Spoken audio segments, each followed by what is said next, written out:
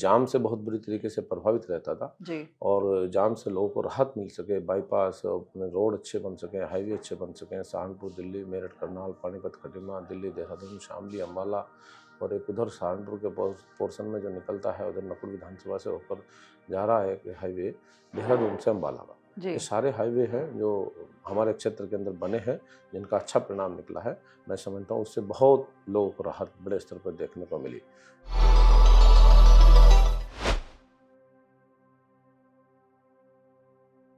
ज़िद्दी दिल की टीम आप पहुंची है शामली, उत्तर प्रदेश में, और आज हमारे साथ में है प्रदीप जी चौधरी।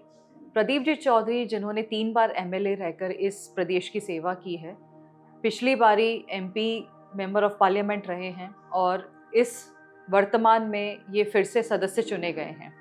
जनता ने प्रदीप चौधरी जी को एक बहुत अच्छे नाम से नवाजा है, प्रगति पुरुष के नाम पे। ज़रूर इस चीज़ के पीछे कहानी रही होगी और इसी कहानी को जानने के लिए आज हम प्रदीप चौधरी जी के साथ में हैं। सर, आपका हमारे शो द ज़िद्दी दिल पे बहुत बहुत स्वागत, अभिनंदन और धन्यवाद तो है ही है कि आपने इतने अपने बिजी शेड्यूल में से हमारे लिए समय निकाला। सर, प्रगति पुरुष के पीछे की कहानी क्या है? Thank you. पहले तो आपका भी स्वागत हम लोग करते हैं जी। प्रगति पुरुष, अब ये नाम आपने निकाला है और लोगों की तरफ से कहीं बात जरूर आई होगी, जी। तो मैं समझता हूँ हम अपना बेहतर परिणाम देने का प्रयास लगातार करते रहते हैं और लगातार जनता की सेवा में अपना जो भी बेहतर हो सकता हो उसको करने का लगातार प्रयास करने के बावजूद हमने कभी भी राजनीति को कोई बिजनेस बनाने वाला विषय हमने कभी नहीं रखा। जी। हमेशा राजनीति में आने के बाद, क्योंकि हमारे फादर भी राजनीति में ही थे, वो भी पहले 5 बार विधानसभा का चुनाव लड़ चुके, 5 बार विधानसभा का चुनाव लड़ने का अवसर मुझे मिला और दूसरी बार मैं लोकसभा का चुनाव लड़ रहा हूँ। ऐसे में हमेशा हमारी प्राथमिकता यही रही, क्षेत्र का विकास करना, लोगों को बेहतर दिशा देना, बेहतर सम्मान करना और अच्छे क्षेत्र को दिशा देने का काम कर सकें। यही हमें हमेशा अपनी प्राथमिकता में रखने का काम किया। जी।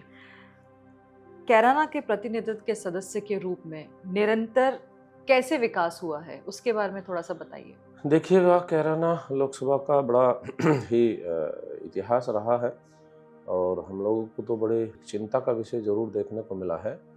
कैराना का नाम समाजवादी पार्टी के दौरान बहुत हाईलाइट हुआ है। जी। वो हुआ है पलायन को लेकर के। जी। यहाँ इस प्रकार की गुंडागर्दी, इस प्रकार की तानाशाही, इस प्रकार से थाना तहसीलों को गुंडों के माध्यम से चलाए जाने का काम होता रहा, इस प्रकार से महिलाओं के साथ अत्याचार होने का काम होता रहा है, व्यापारियों से रंगदारी वसूल करने का काम होता रहा है, व्यापारियों को पलायन के लिए मजबूर करने का काम होता रहा। जी। और उन सब चीज़ों को लेकर के कैराना का नाम एक प्रसिद्धि पर पहुंचा है। लेकिन दुर्भाग्य इस बात का है, कैराना का नाम पलायन को लेकर के हाईलाइट हुआ है। लेकिन अच्छे किसी काम के लिए होता, अच्छी किसी योजना के लिए होता तो मैं समझता हूँ ज़्यादा बेहतर बात होती। लेकिन उसके बावजूद सरकार हमारी आई, हमारी सरकार ने बहुत सारी चीज़ों को सुधारने का काम किया है जी। और बहुत अच्छी व्यवस्थाएं, सुविधाएं बनाने का काम किया है, कानून व्यवस्था भी दुरुस्त करने का काम किया। आज किसी भी प्रकार का डर है लोगों के अंदर नहीं है, अच्छे से सब लोग अपना काम पूरा करने का कार्य कर रहे हैं। दूसरी बात, जहाँ तक और अन्य कामों को लेकर की बात करें, हमारे क्षेत्र के अंदर बहुत सारे हाईवे की डिमांड लगातार चली आ रही थी। लगातार क्षेत्र के लोगों को अच्छी दिशा मिले, लोगों को प्रगति से चलने का अवसर मिले।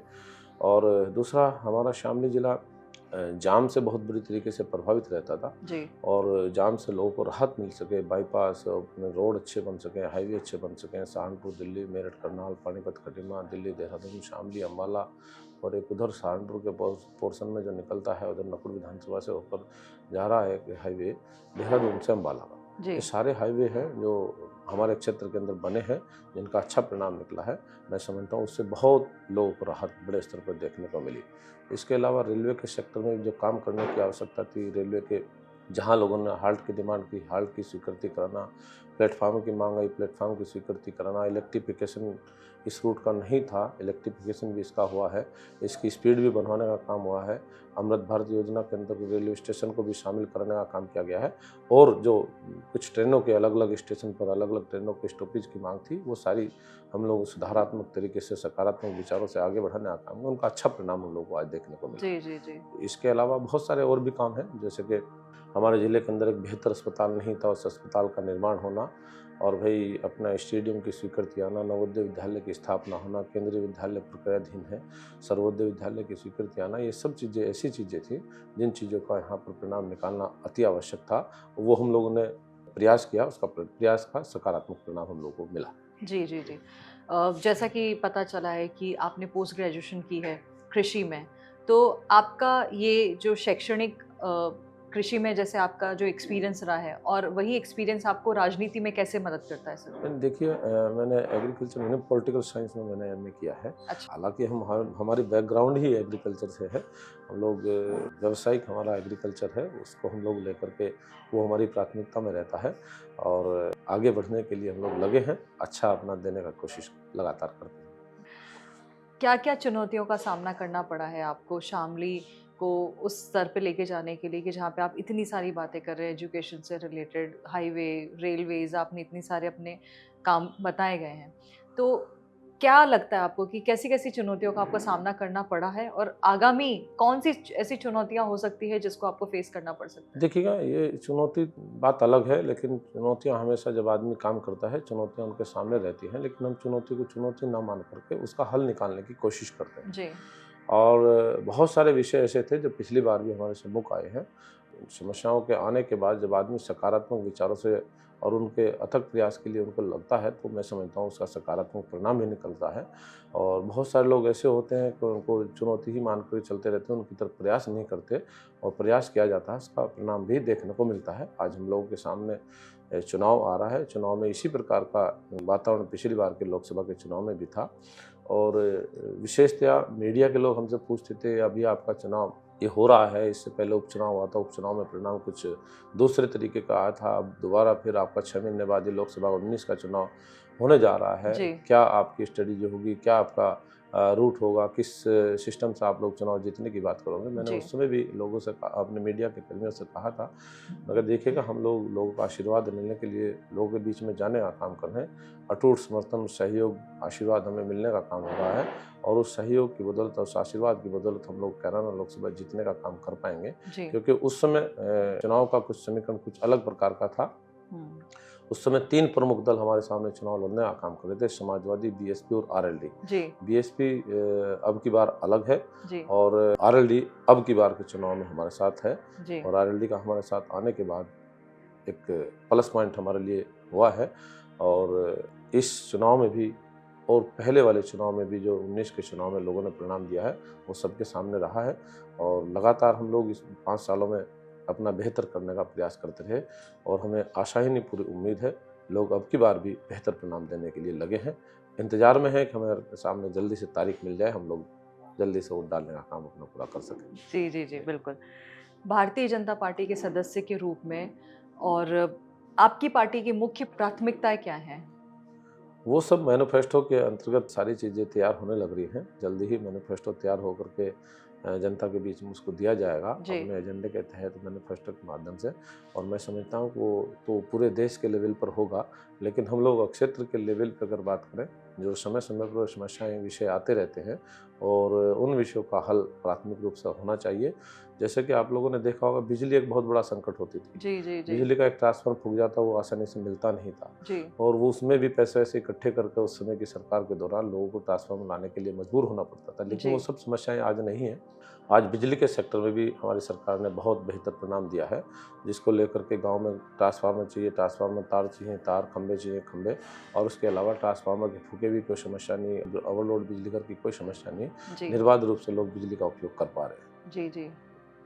शामली की अगर हम बात करते हैं, किसानी को लेकर अगर हम बात करते हैं, तो किसानों को आप क्या किस तरीके का कम्फर्ट ज़ोन आपने दिया है अभी तक? क्योंकि कई सारी दिक्कतें रहती हैं किसानों को। कभी कभी समस्याएं जरूर बनती हैं, लेकिन मैं समझता हूं कि जिस प्रकार का वातावरण, जिस प्रकार की समस्याएं पिछले दलों के सरकार में देखने को मिलती रही है और विशेषतया किसानों को सम्मान नहीं मिलता था। जी। हमारी सरकार ने किसान सम्मान निधि देने के साथ साथ उत्तर प्रदेश के किसानों के भले के लिए, किसानों के अच्छे बेहतर भविष्य के लिए ट्यूबवेल के बिजली के बिलों को माफ़ करने का काम किया है और आगामी समय में उसको किसी प्रकार की समस्या ना हो। और दूसरी बात, पेमेंट को लेकर के भी एक विषय यहाँ पर देखने को मिलता रहा है, लगातार ये विषय आता रहा है। लेकिन इन टोटल अगर देखें तो सभी अधिकांश चीनी मिलों का बेहतर पेमेंट किसानों को मिल पा रहा है। एक आध चीनी मिली है शामली की, उसका थोड़ा सी एक समस्या है, जी उस समस्या के हल के लिए भी हम लोग लगे हैं, उसका भी बेहतर परिणाम निकल सके, किसानों का जो जो शेष भुगतान है वो भी जल्दी से लोगों को मिल सके, ऐसा हमारा अथक प्रयास है।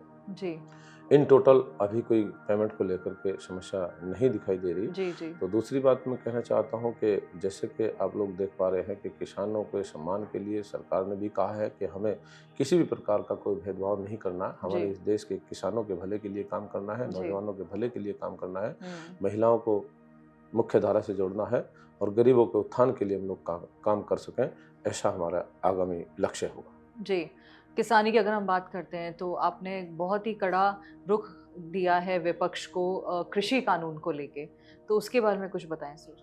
ये कृषि कानून एक मैं समझता हूँ कि उस समय की एक मांग थी। सरकार ने बहुत अध्ययन मंथन करने के बाद उस विधेयक को लाने का विषय आया था, लेकिन वो आया भी है, लेकिन किसी कारण से उसमें कुछ किसानों को के द्वारा विरोध करने वाला विषय आया, लेकिन अल्टीमेटली वो मामला ही बंद हो चुका। जब उसमें वापसी की बात हो चुकी, अब कोई जी विषय ऐसा नहीं है।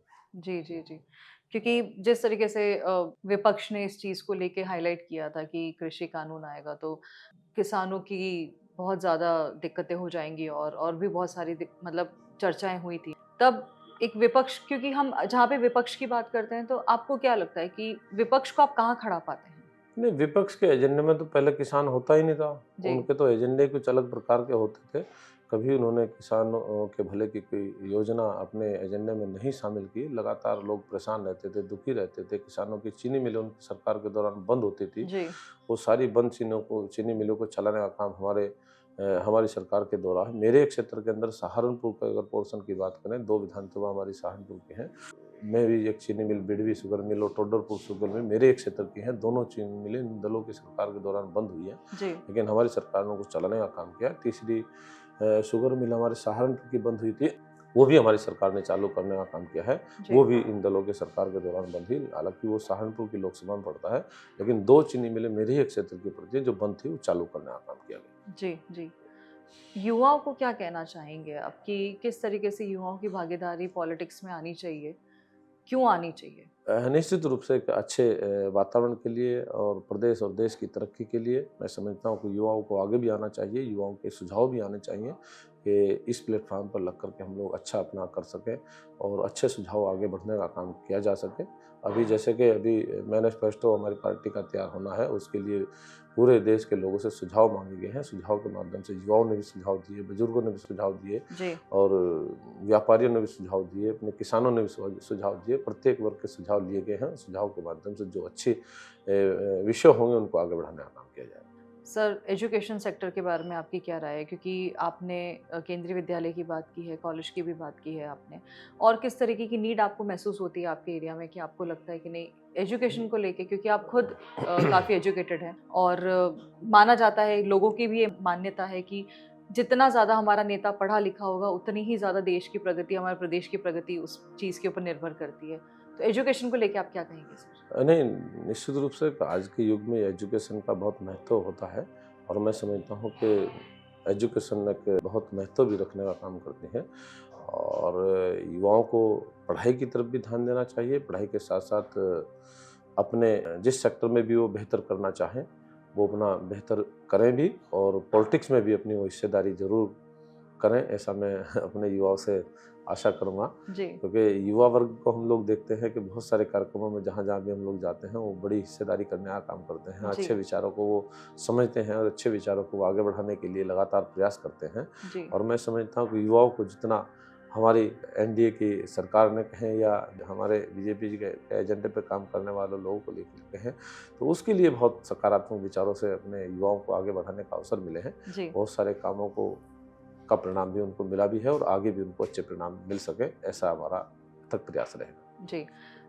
सर, अंत में शामली कैराना के भविष्य को लेके आपके क्या-क्या रोड मैप्स हैं? आपको क्या लगता है कि आगामी किन चीज़ों की ज़रूरत है यहाँ पे? देखिएगा, कहीं-कहीं ऐसी चीज़ें हैं जिनका अभी निराकरण होना शेष है। जैसे कि आप लोगों को मालूम होगा कि पानी का एक बहुत बड़ा मुद्दा यहाँ देखने को मिलता था। जी, प्रदूषित पानी पीने के लिए लोग मजबूर रहते थे। जी, किसी भी प्रकार का पिछले दल की सरकार के दौरान ये पानी की समस्या के हल के लिए कोई कदम नहीं उठाया गया। जी। हमारी सरकार ने उस विषय को लेकर के बहुत गंभीरता से चिंतन मनन करने के बाद लोगों को शुद्ध पानी पीने को मिल सके, ऐसी व्यवस्था सुनिश्चित करने का काम किया गया है। आज की तारीख में प्रत्येक गांव में वाटर टैंक लगा करके लोगों को शुद्ध पानी पीने के लिए उपलब्ध कराया जा सके, जी। ऐसी व्यवस्था सुनिश्चित करने का काम किया जा रहा है। जी। इसके अलावा भी बहुत सारे सेक्टर ऐसे हैं जिनमें रिक्वायरमेंट के आधार पर, क्योंकि ये सब चीज़ें समय समय पर जैसे आगे बढ़ते चले जाते हैं ऐसे ऐसे रिक्वायरमेंट आती रहती है, उन रिक्वायरमेंट को हम लोग पूरा करने का काम करते थे। जैसे कि अभी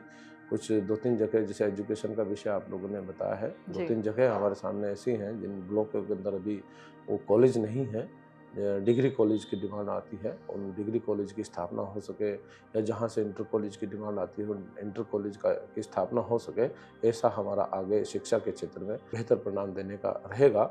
मैंने अपने इस पिछले कार्यकाल के दौरान भी मेरे सामने 2-3 रिक्वायरमेंट आई थी, जिसकी रिक्वायरमेंट हमारे अपने गांव की भी थी। हम लोगों ने खुद की ज़मीन दे करके, दान दे करके वहाँ एक कॉलेज का निर्माण भी अरे वाह! हो पाया है। जी। और इसके अलावा जो रिक्वायरमेंट हमारे सामने आ रही है उसको भी हम आगामी समय में पूरा करने का काम कर पाएंगे। तो आज हमने देखा कैसे इस विकासशील प्रगति में हमारे जो प्रदीप जी हैं उन्होंने कैसे भागीदारी दी है, क्योंकि ऐसे ही लोग उन्हें विकास पुरुष के नाम से नहीं जानते हैं।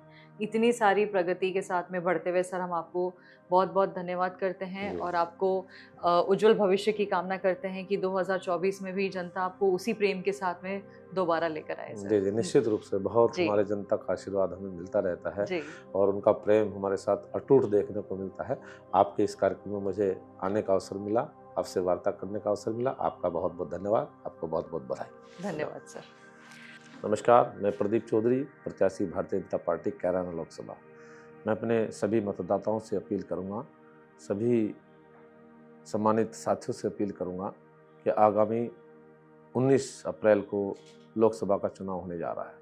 लोकसभा के चुनाव में आप सभी की महती भूमिका देखने को मिलती रही, लेकिन मतदान के दिन मतदान करना हमारी जिम्मेदारी बनती है। मतदान करना हमारा जन्मसिद्ध अधिकार बनता है। उस अधिकार से कोई भी मतदाता वंचित न रहे, ऐसी मैं आप सभी से अपील करूंगा कि अधिक से अधिक संख्या में मतदान करें। किसी भी प्रकार से मतदान में वंचित रहने वाला विषय नहीं आना चाहिए। सभी से अपील है कि वो बढ़ चढ़ करके मतदान में हिस्सा लें। बहुत बहुत धन्यवाद।